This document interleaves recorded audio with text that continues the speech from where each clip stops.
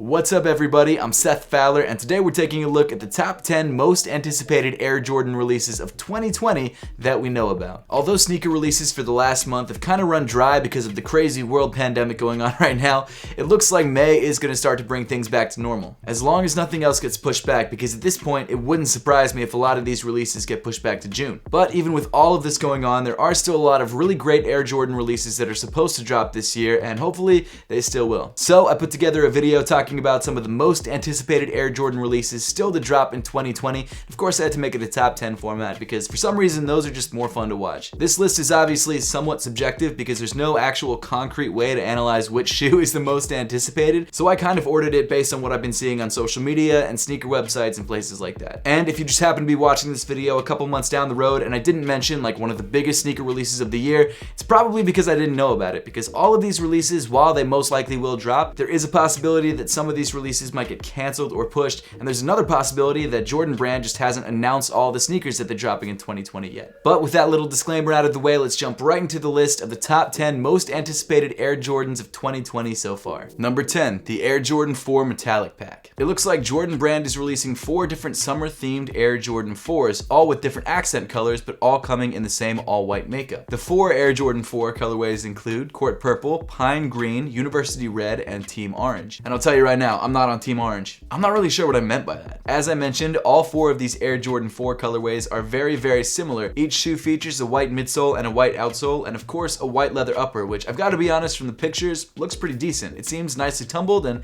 I don't know how soft it's gonna be, but it looks like it should be somewhat soft. But I mean, at the end of the day, you can't really tell how good leather is unless you actually have it in hand, so I have no idea. It could all be synthetic. I have no clue. This metallic pack currently has a release date of May 16th, 2020, and each shoe is apparently priced at $190. Some of the details that I personally like on this sneaker are the leather wing holding the topmost eyelets to the shoe. Usually that detail is done in plastic, and I think it gives the shoe a little bit more of a premium look with that leather accent. I do also have to say that I like the fact that the lace eyelet accents come in a metallic color rather than just a plain solid color. I feel like it gives the shoe just that much more of a pop. Honestly, all of these colorways look pretty solid, and I think people will pick up these colorways based on the region that they're in. So like, if you're a Celtics fan, maybe pick up the green one. If you're a Ravens fan, maybe pick up the purple one. I don't know. Personally, I think the red and white colorway will be the most popular because it's the most Jordan-esque colorway. I think they're all fine, like I said, but I'm probably gonna go for purple or green.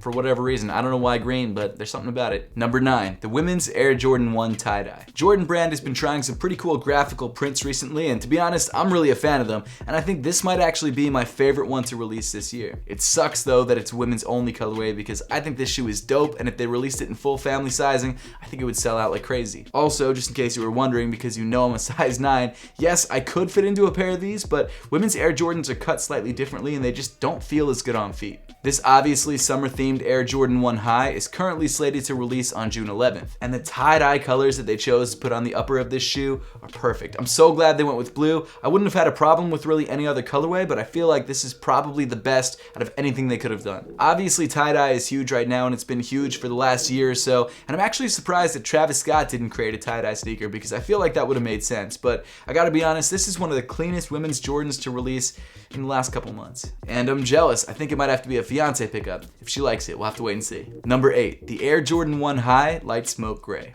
More like smoke perp.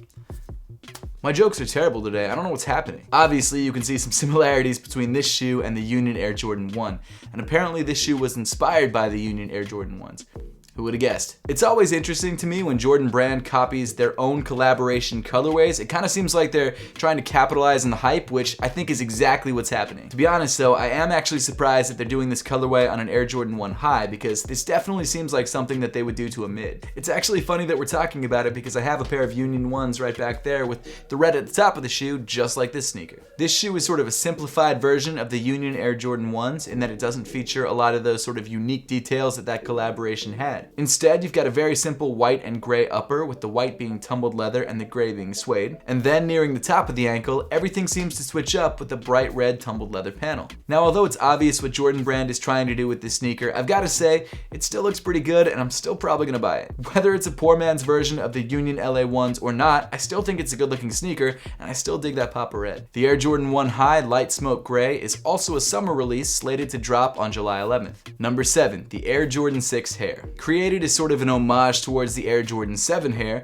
the Air Jordan 6 hair comes in very similar color blocking. It also seems to make sense that this Space Jam themed sneaker is releasing the same year as Space Jam 2, or hopefully releasing the same year as Space Jam 2. We don't know if that's going to get pushed back yet or not. The Air Jordan 6 hair comes in primarily a gray and white upper with red accents on the outsole and on the tongue. Not only that, but you've got the iconic Hair 7 print across the top of the tongue. The Air Jordan 6 hair comes in a special edition Bugs Bunny themed box and apparently releases on July 4th. Number 6, the Air Jordan 1 Royal Toe. This shoe is apparently also known as the Game Royals, which I found kind of interesting because we just had a pair of Game Royals released not too long ago. And while I love black, royal, and white Air Jordan 1 highs, there's something about this color blocking that just doesn't sit right with me. The color blocking on this shoe is very similar to the red pair that dropped last year, and also the not for resales. The quality on this Air Jordan 1 Game Royal looks fine, but nothing special. I'm pretty sure they're just using the same chrome tan leather, and the sneaker is set to debut on May 9th. Number 5, the Air Jordan 5 Bel Air Alternate. I was in college in Philly back in 2013 when the first version of this sneaker dropped,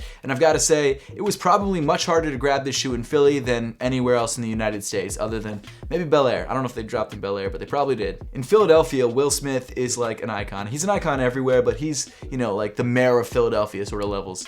I don't even know who the mayor of Philadelphia is. I should know that, actually. That's embarrassing because I live here, so great. To be fair, though, I didn't know who the mayor of New York was when I was living in New York, so it's not like I've gotten any smarter, but the Bel Air Air Jordan 5s were one of the only shoes that I ever camped out for almost an entire night, and unfortunately, I didn't get a pair.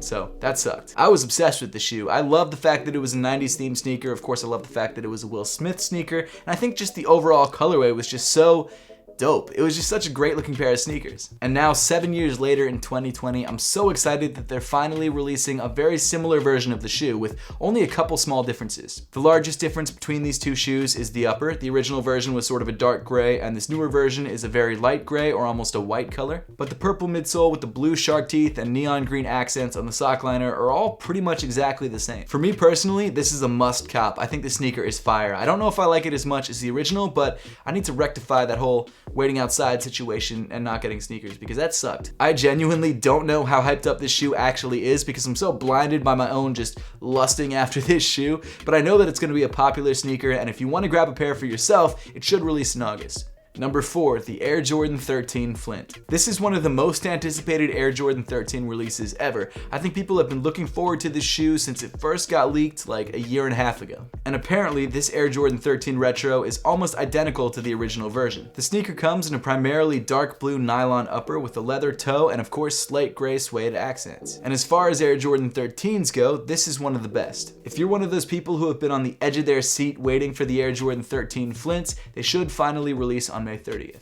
Number 3, the Air Jordan 5 SE Oregon. This colorway is obviously based off the wildly popular Air Jordan 5 Oregon Ducks PE. The shoe features a bright, almost emerald green nubuck upper with a black midsole and of course yellow shark teeth. But I don't think the Oregon Ducks logo is going to be on the heel like on the Oregon Ducks PE version. I think what's going to happen is what happened with the UNC Air Jordan 3s. I think the shoe is going to look just like the original PE but not feature any of the school logos. And I think the actual quality of the shoe is going to be a little bit lower than the actual PE version because it's a mass-produced sneaker and not a very limited PE. It's a great looking pair of 5s, and I think a lot of people are going to be very excited about it because of how much it looks like the PE version, or I would assume that it will. But the good news is we shouldn't have to wait too much longer to find out how the pair looks because it is expected to release on September 12th. Number 2, the OffWhite Women's Air Jordan 4. First spotted in the MCA Chicago last year during Virgil Abloh's exhibit, this pair of Air Jordan 4s seems to come in a light cream or sail color. The shoe was then teased again on Virgil Abloh's Instagram as part of his women's fall-winter off-white collection.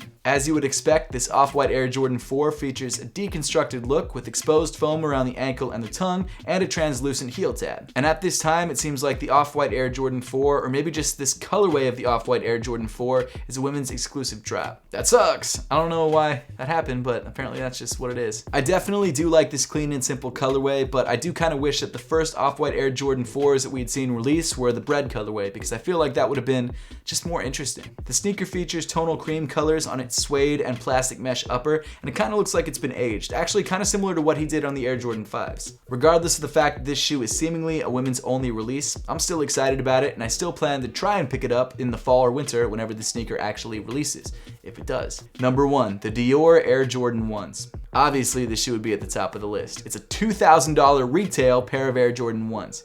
It's ridiculous. This Dior Air Jordan collaboration apparently comes in both a high top and a low top variant, and apparently this sneaker was supposed to release in the beginning of April. But of course, with everything going on in the world right now, the release date has been pushed back indefinitely. This shoe comes in a primarily white and gray leather makeup with an oversized Nike swoosh that has the Dior logo embroidered into it repeatedly. Other than the Nike swoosh, there are a few other details that would let you know that this shoe is a Dior collaboration, namely the wings logo on the side that says Air Dior, the tag on the top of the tongue that says Air Dior, and of course the outsole, which is translucent blue that allows you to see through it to the Dior logo on the sole. In addition to that, this $2,000 pair of Jordans is apparently limited to just 8,500 pairs. So I guess the bullet points are, because if you don't know what this is, you might not care, it's a Dior collaboration, it sells for $2,000 retail, it's limited to only 8,500 pairs, and everyone and their mom wants it.